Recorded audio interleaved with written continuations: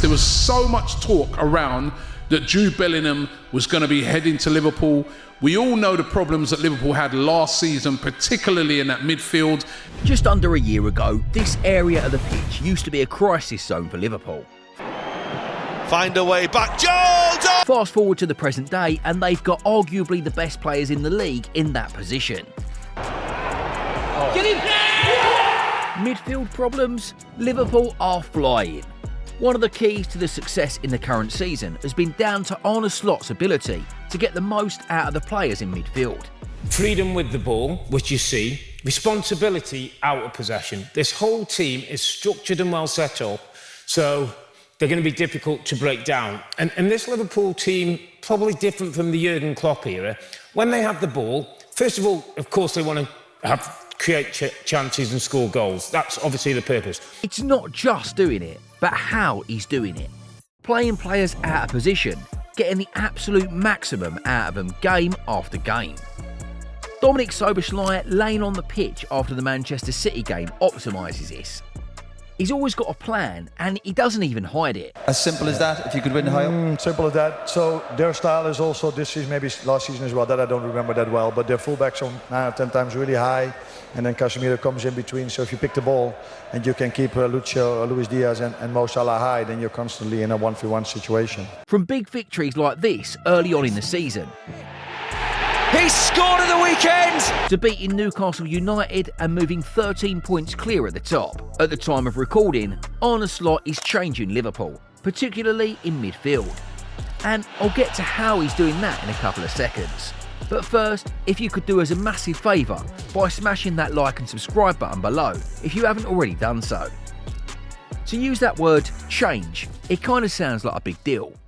Well, it is, especially given the context Liverpool find themselves in this season. 13 points clear at the top, 10 games left to play, they probably only need to win 5 to 6 more games depending on Arsenal's results. And they'd be champions of the league for the first time in 5 years. The way that Arne Slot has come in his first season, it is totally remarkable what he has done with this Klopp's team. The key to this has been Arne Slot's ability to come and straight away fix what used to be a gaping problem for Liverpool. How do you feel about all the outgoing? You've lost the spine of the midfield. We've lost a lot of leaders. That's a worrying thing with Milner going, Henderson and Fabinho as well because he's a senior player. It was a bit of a shock because we just didn't have a plan straight away. You kind of think, all right, who can we get in next? But it was just like... Even when Arne Slot first arrived at the club, there was still talks about names like Martin Zubimendi linked to Liverpool because the belief was that the problem was still there. Liverpool needed a midfield rejig, and months down the line, Arne Slot's done it. And the best part is, he's done it without spending a dime. How though? He's made very good use of the players in the team.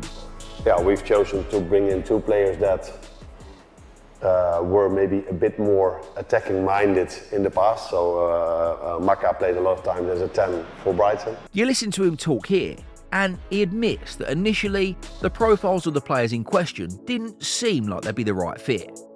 Alexis McAllister at Brighton almost always operated in that advanced number 10 role, and Ryan Gravenberch played more as an offensive midfielder, but in his new system he's got on playing new roles as the holding midfielders, pivots, the 2 6s.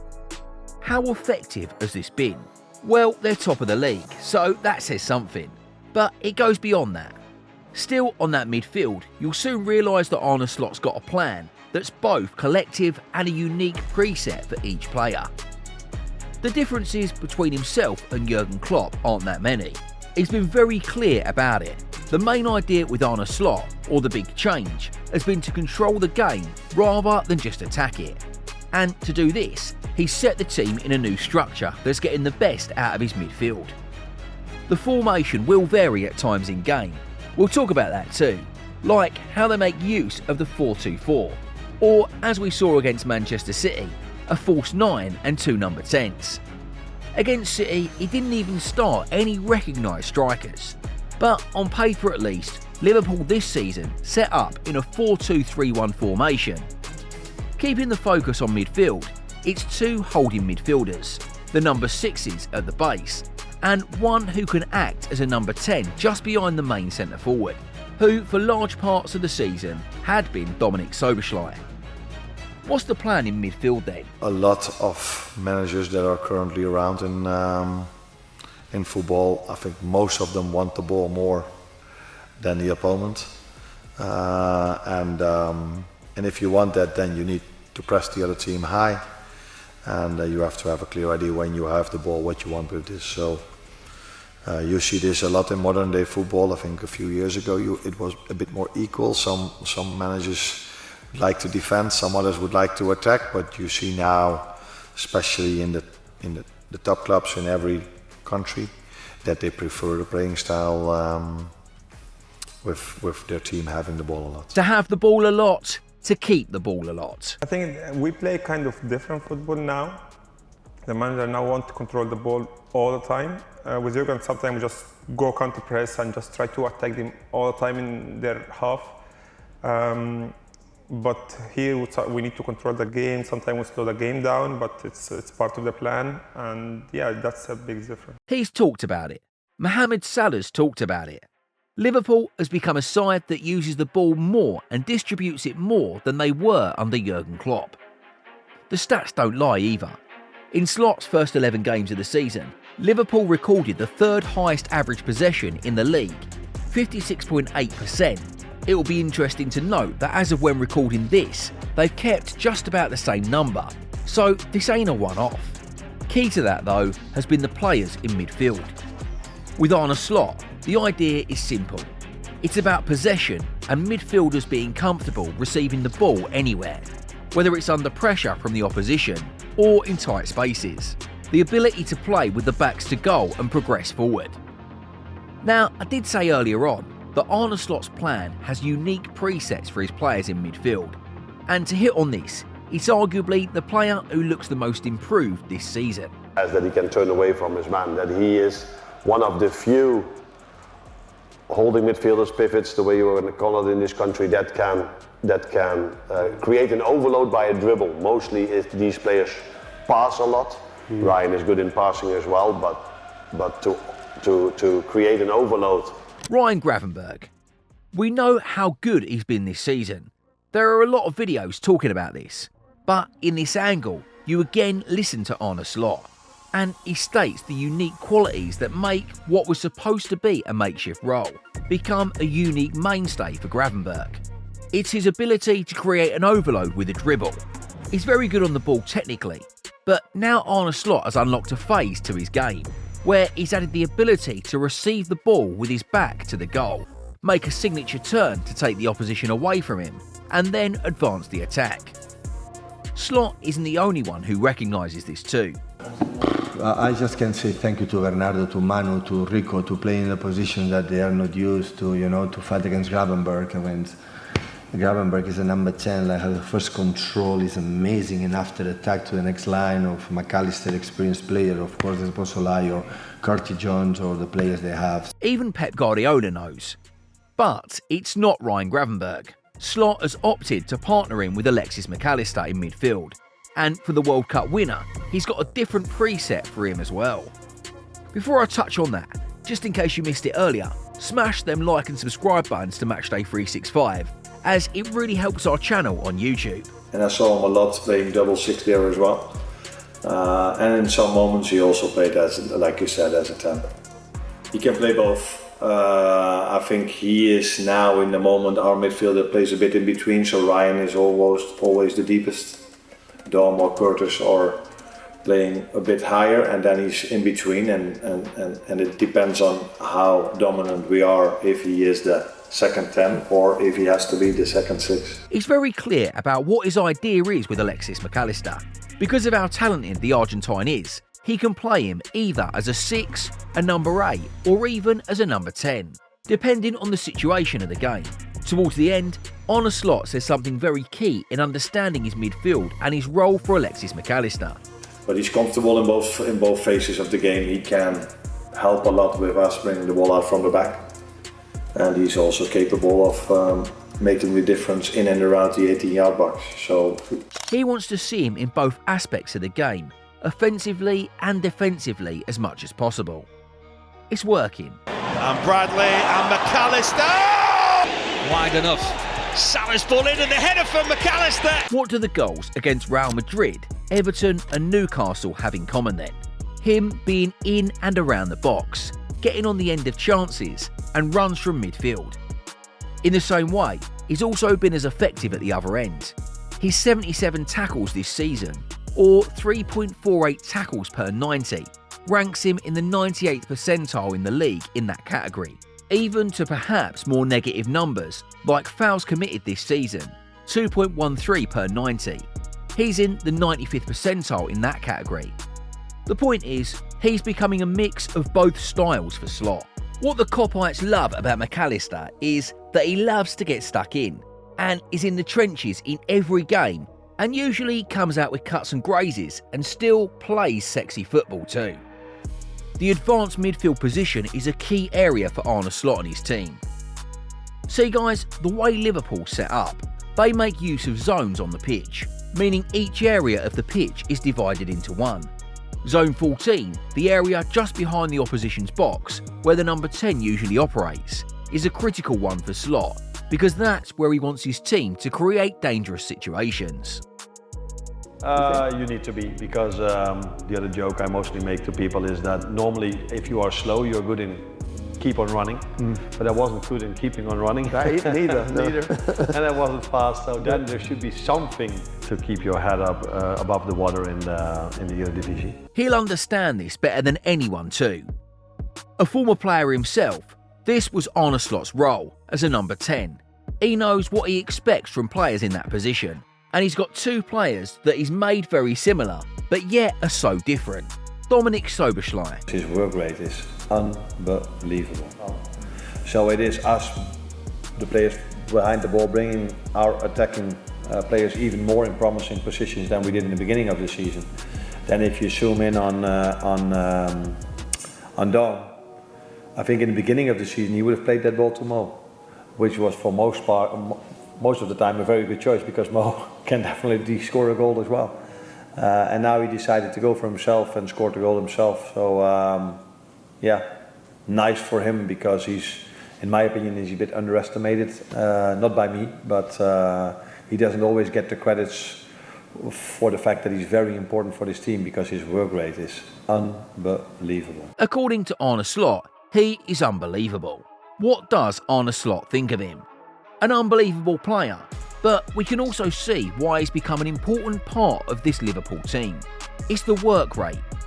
Against Manchester City, I didn't hear it, I was so tired, so you are exhausted, aren't you? No, we have to keep going, it's going to be a tough game home against Newcastle. He ran himself to the ground. At 11.5 kilometres, he covered more distance than anyone else in the Liverpool team. And it doesn't stop there. In terms of the highest distance covered in the league this season, Dominik Szoboszlai alone is responsible for the top 2 positions in the list, as well as 6 of the top 11. It goes beyond just running. Szoboszlai is one of 11 players who have made at least 200 plus pressures in the final third, and 300 plus pressures in the middle third of the pitch. By this, it means he's engaging the opposition player on the ball with the aim of trying to win the ball back or limit their passing options. Said all of this, we also need to touch on the fact that he's a very technical player. Silky on the ball, knows when to make a pass, take a shot, and understands the game. A natural footballer. Just like Szoboszlai, Slot has another option in midfield in that advanced position. But can we speak about Curtis Jones? He made a big impact not only for Liverpool but for England too. What makes him such a special talent? He enjoys to play football every single day, and no matter what the circumstances are, he always wants to have the ball. We had a bit of a struggle maybe together, that in my opinion he touched the ball a bit too much. And now he plays more simple, and that results to him being much more effective in what he does. Curtis Jones. Arne Slot talks about him, what he brings to the Liverpool team, and it's the fact that he enjoys the game, never shies away from the ball, can play 1 or 2 touches, and as we've seen this season, gets himself in goal-scoring opportunities too.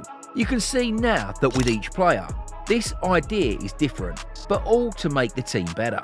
It's not just the ones playing, even the ones who don't, guys like Wataru Endo that is. Slot still finds ways to use them. I know what kind of person Wata is. He's just, wherever you play me, I will do my best whenever you play me. So if it's 5 minutes before the end, he comes in and gives everything he has, and that might be normal for a lot of fans to hear. But for as long as I'm into football, I've seen players that had to come in 5 minutes before the end, also doing different things and showing different attitude than Wata shows. So he's an important part of our team. Every time we need him on the midfield, or even now as a centre back, because I didn't want to bring Ibu in 2 days after he played against United, and then after 20 minutes we already had to make a substitution. And he did really well, Wata, because the moment I took him out of our last line, we conceded. An impact sub, a cult hero. With all this now, we can clearly see how Arne Slot knows and understands his midfielders and opts to get the best out of them. The systems will vary. For example, when they faced Manchester City at the Etihad, Slot made use of a low block with 2 at the base, deploying Curtis Jones and Dominik Szoboszlai as well, who didn't stop running. And this was because he understood perfectly that against that City team, no matter the personnel, they'd have been on the back foot possession-wise. City may have dominated the possession count, but it's what Liverpool did in and out of possession that made the difference, particularly in midfield. Alexis McAllister covered any dropping threat Phil Foden could have had playing as a false 9 in midfield. Slot used 2 number 10s and one of them, Curtis Jones, operating majorly on the left, track back to help protect against any rotations from City. Remembering that 4-2-4 system I talked about earlier, Slot used this to his perfection. Curtis Jones out wide would also drop into midfield, same with Dominik Szoboszlai, and what they did was overload City's trio with that middle block. In the second half, while they spent considerable periods of the game in their half with a low block, it showed how resilient this Liverpool midfield is at defending and breaking away. For example, Trent Alexander-Arnold had a nightmare versus Jeremy Doku, but as you would have seen oftentimes, Ryan Gravenberch would always move across to provide additional support. The same on the other side with Andy Robertson and Alexis McAllister. I could keep on with the examples, or with different games too, and tell you it's down to a lot of tactical information. But the real truth about Arne Slot's tactics and how he's gotten the best out of his new midfield is down to one thing: freedom. Most of my time that I think about football, people think that I think about the tactics boards, but that's the opposite of what is true. The most time where I think about football is how can I find a way to bring more energy in you, or bring more energy in the team. So it's a constant thought of what am I going to say tomorrow to get them going again. And sometimes I need to be hard on them, sometimes I have to give them compliments. That is what I think where my thoughts are 99% of the time. It was more like we were both. What was the instructions then? It was kind of just play free and just help the team. That's the trust of the manager and the staff. It's kind of like he knows that. Yeah, for me feels very good, and I think for the other guys as well. But yeah, we have the freedom to do whatever we want. Sometimes, because sometimes it's about staying in your place as well. And as I said before, spaces on these kind of things. But at the same time, we have the freedom to do whatever we want. He says it, Curtis Jones echoes it, and so too does Alexis McAllister. Arne Slot trusts the ability of his midfielders to understand the slight tweaks in formation, from the 4-3-3 to either the 4-2-3-1 or the 4-2-4. What he's done is just give them a system and an idea that gets the best out of them, and they're reaping the rewards on the pitch. Is it really that simple? Or do you think it's more complicated than that? Let us know in the comments below, and don't forget to give us a like too, and I'll see ya in the next one.